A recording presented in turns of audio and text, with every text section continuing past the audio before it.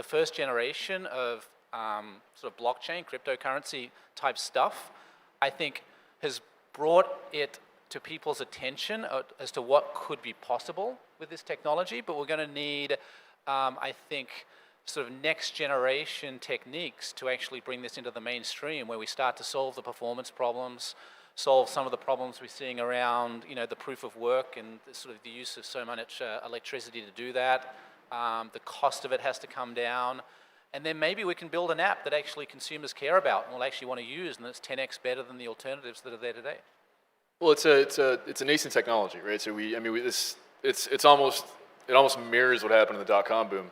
And what I tell people all the time is, or what I tell my students as well, is a lot of the products that we're trying to make now is almost like talking about making Netflix back in '94. It's there, but the infrastructure isn't ready. I mean, the metaphor I use is similar, and I was around during the dot-com. I covered that as a reporter back in that day for the Street.com and the Industry Standard and CNBC, where I worked at the collapse of the dot-com bubble. But I think the big difference is, the early creation of the internet, the creators of the internet had a notion that if they made the network free and the technology was superior, by making it free, it would propagate. If you could make it free, then people build applications on top of that because it was free and it was good technology.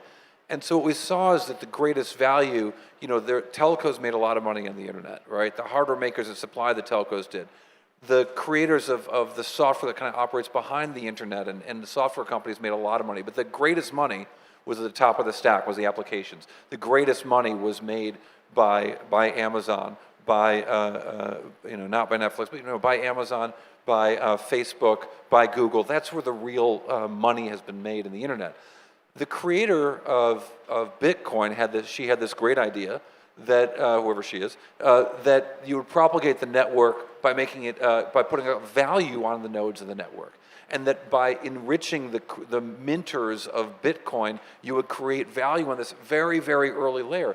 There wasn't any value to be created with TCP/IP, right? It was basically free, so there wasn't a lot of excitement except among the geeks, right? Among the people who could really see the technology, and it rolled out over the course of decades. I think there's tremendous excitement about blockchain because we've seen great big prices put on XRP and on Ether and on Bitcoin and others. But it's still so early because there's excitement because of the price, but there's not really the technological development that when the internet got interesting because of dot-com stocks, it was already decades old. That's not the case yet with the blockchain. Well, and I think the argument also is what precipitates the other. Is it the infrastructure that kind of lays the foundation for apps, or is it apps that then define infrastructure? It's kind of a strange circle. We've got under 4 minutes left. Is that right? Under 4 minutes? Yeah, really? Okay. Let's do some final closing remarks. Dan. What's really exciting to me is that the blockchain technology ultimately represents the ability to connect on a peer-to-peer basis globally, and that doesn't really exist in other ways. And so when you speak about excitement, to me it's not really about price. It's really about the global connectivity. And right now, the projects that are being worked on are ultimately commercial in nature. It's really how to transact and trade value. But because this technology does connect on a global basis, there will be other sorts of applications. And to the question of what's the killer app, completely unclear. Nobody really knows. This is all about laying the foundation, some of the great things that Ripple's done up until this point. But that connectivity will change in profound ways. And from my perspective, the most important thing ultimately is global access to capital that will change the economy. Because right now people have dealt with lack of stable currency, and things will change as a result of that. Patrick? Sure. So I think the biggest mistake we made with the internet 25 years ago is that they didn't incorporate a payments layer. And they could have done that. There was actually some research at the time. They could have brought it in. And the fact they didn't was a mistake. It's resulted in all that spam you see in your inbox related to free email. It's related to your loss of privacy in relation to those free services like Facebook, everything like that. So this industry has momentum. It's going somewhere. things are going to happen. It's very exciting. So I'm just looking forward to Hedera sort of being a part of laying sort of the new rails for sort of payment services and other stuff like that that's going to actually solve some of the problems we've seen for 25 years or so. Gotcha. I mean, I would go as far as to say as today is really a watershed moment for me. The first time that I went to a blockchain conference, there were about 7 people in the audience. Half of them were asleep. Nobody really understood what was being discussed, and that was it. And that was only 2 years ago. Since then, I have attended dozens of conferences. I've spoken at many, many, many conferences, and they're all blockchain conferences. And this was the first time that I was actually invited to speak at a mainstream tech conference. And to me, that was something really interesting and really exciting because I'm seeing how this industry is now starting to move forward and captivate, capture the minds of a whole generation. I know that the technology isn't fully there yet. Obviously, that's something that we've all discussed. The regulation is still somewhat unclear. How this industry is going to pan out is still unclear, but I'm very, very excited to be part of it. Yeah, I mean, for me, the thing that gets me, we sell software to banks. We sell software to financial institutions. That's not the most exciting thing to do every day, right? I mean, I think it's a great, biggest business opportunity for me. But what's really exciting to me is this notion of what happens when you can send, I mentioned before you can't send 50, you can send 50 euro, but it's not worth it. But you can't send 50 cents. Somewhere in the world, there is someone who will do work for 50 cents that you want done. Someone can make your life better. You can change the economy of a place right now if you could only get the money there. The work can get you, the data can come back to you, but you can't get the payment there. If we can change that, if we can suddenly globalize the economy, the money in the economy, then you have an entirely different world where you've created an economic opportunity for people all over the world who are disconnected from our financial systems, not because they're disconnected from data, and not because they're disconnected from the world of shipping and even movement of stuff, but they're disconnected from a place where value can go from someone who's got it to someone that needs it and earns it. And once you change that, you energize an entire section of the world, a place in the world where people can really contribute to a global economy. I think you make the world safer, you invite participation, you increase the safety of individuals and their access to the rest of the world. I think that's, we're right on the cusp of that. And that, to me, gets me really stoked about what we're doing at Ripple. And I think that's what really starts to change the world as it relates to blockchain. And I'll just throw some last final words also. I'm really an educator at heart, so read CoinDesk, Cointelegraph, read about the technology, look at these different projects, look at them from a technical perspective. In the next 20 years, we're going to see a great infrastructure inversion, which is what they're calling it now. Back when there were dirt roads and cars were not a comfortable thing to have, and the infrastructure wasn't ready. There weren't gas stations, there wasn't anything. Same with telephones and the internet. We're going to see the same kind of inversion with banking and some kind of DLT blockchain. So thank you, everyone. Thank you, panelists. Thank you. Have a good day. Thank you very much to our Beyond Cryptopia panel.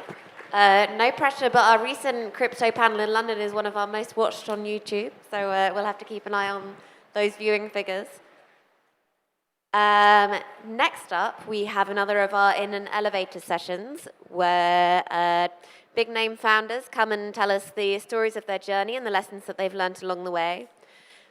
Please put your hands together for Arjun of LATAM Tech and Albert Santalo. Thank you very much. Welcome to the stage.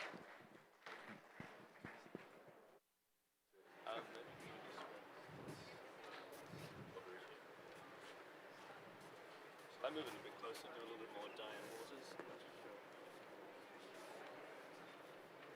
Hey, how's it going? Can you hear me out the back as well? Okay, cool.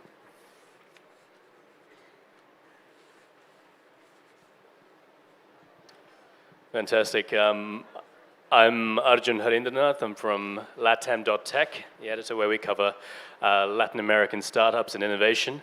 And we're talking today with Albert Santalos from 8base. And we're going to cover a little bit about the entrepreneurial journey, because you've had experience with 3 startups in your life. I wondered maybe if we could start off a little bit with 8base. If you could tell us a little bit about the company. Yeah, so it's great to be here. Hello, everyone. Good afternoon. So it's actually, I've had more experience in 3 startups, but 3 that I've been in the lead role.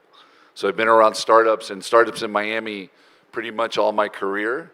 I've been in Miami for 40 years, and my latest company is called 8base, founded in March of 2017. And 8base is really the culmination of 30 years of me in business, starting out as an engineer, but being around enterprise software all these years, and thinking that why is enterprise software so hard? And so what 8base is a platform that allows people of limited technical proficiency to build their own software with either no or little involvement from engineers. And that's an evolution. It's not completely there today, but that's what it's on its way to doing. So walk us through it. So you are someone like a customer within a developing country. How would they be using 8base? It could be a developing country, or it could be here in the US or anywhere in the first world. So businesses today are under threat of digital disruption. There's all sorts of classic examples like Netflix and Uber and Airbnb disrupting traditional industries. But the truth is that the mom and pop brick and mortar business down the street, all the way up to those big enterprises, are all under the threat. And it's estimated that $2 trillion a year is going to be spent on digital transformation over the next few years. And so what 8base does is helps businesses put their arms around digital transformation. Software is at the heart of this. You've probably heard the saying, software is eating the world. Well, we just make it easier for you to get that software in place. And I read you're the son of Cuban refugees as well. Yes. I think a lot of people would be interested in how that journey took place from perhaps coming from a family that maybe didn't have too much to having been instrumental in these sort of 3 companies. Yeah. So my parents, I guess they met in the United States, but they both left Cuba in the early 1960s when Castro took power.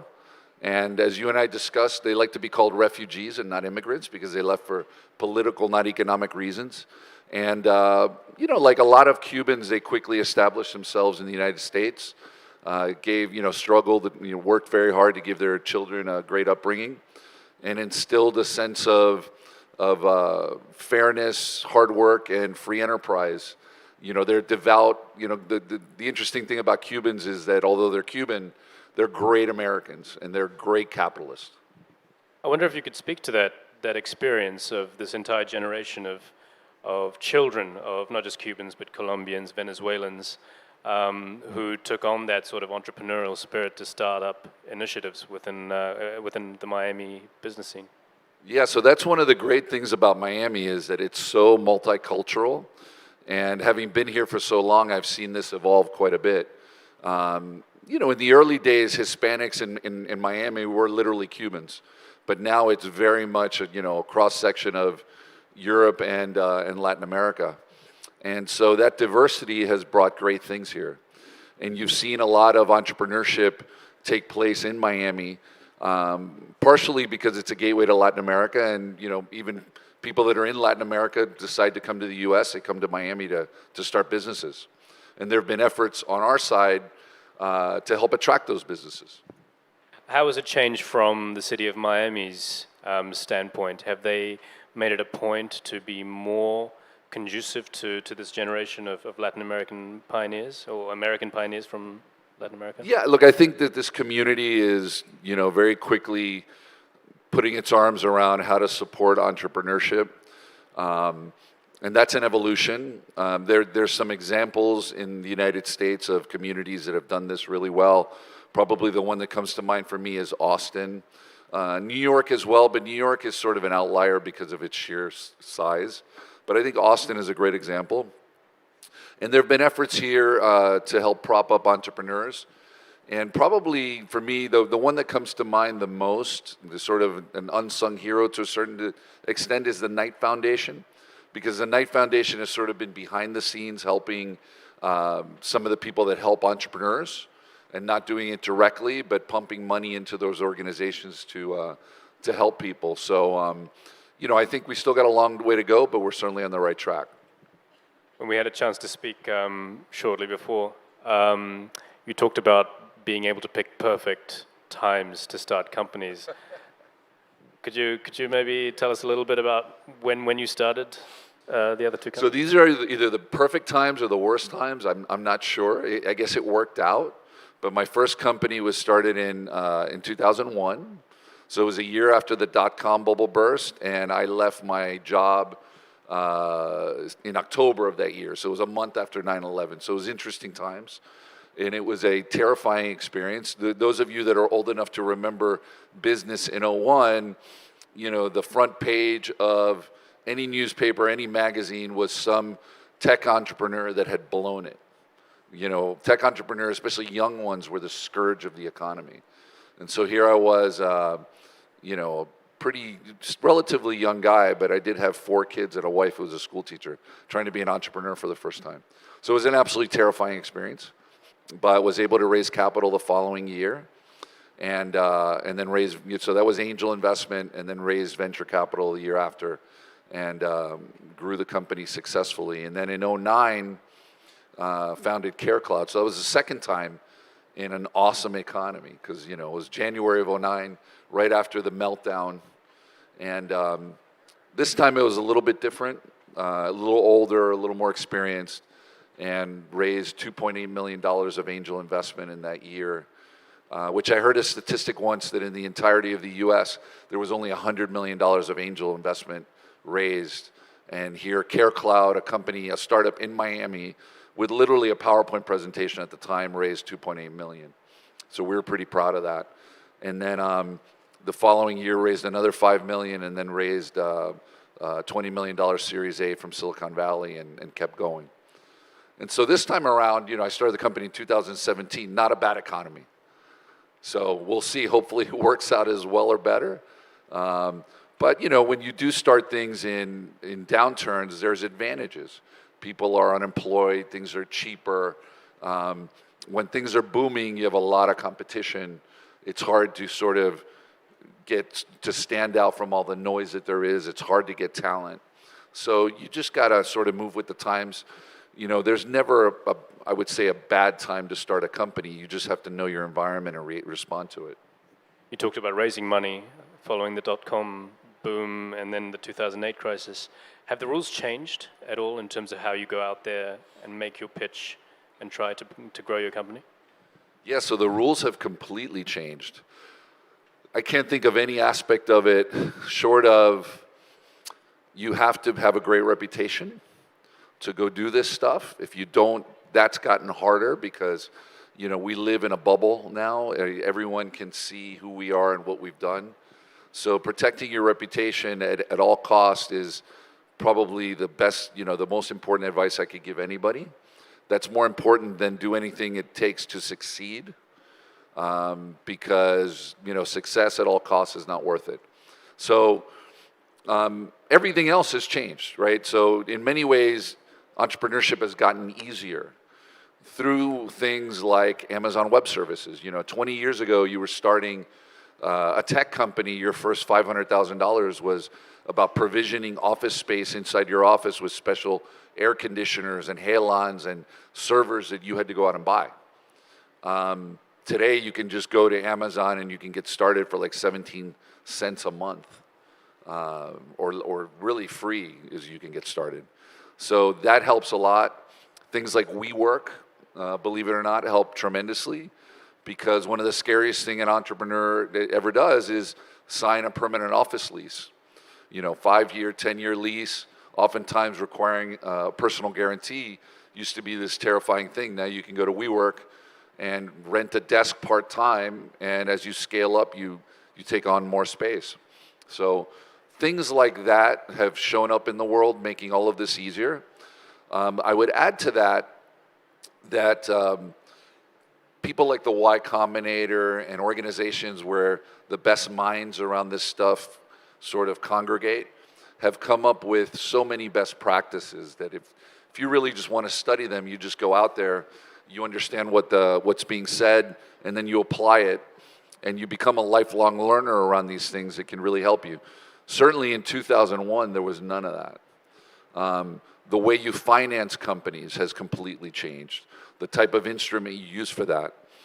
And then, you know, the last thing I would say on that topic is that even us at 8base are trying to put a dent in entrepreneurship. We're trying to make it so that a software entrepreneur can literally get started faster, better, cheaper on the 8base platform, and cut down their time to market significantly, cut down their capital requirements significantly. This is not an immediate thing, but this is something that we think will take effect over the next year or so. And again, it's all about sort of putting the power of starting a business into everyone's hands, democratizing that whole movement. And you work out of WeWork, but you also have this satellite office in Russia. Is that right? I mean, it's Which is not at a WeWork. yeah. It's 2018 collusion with Russia's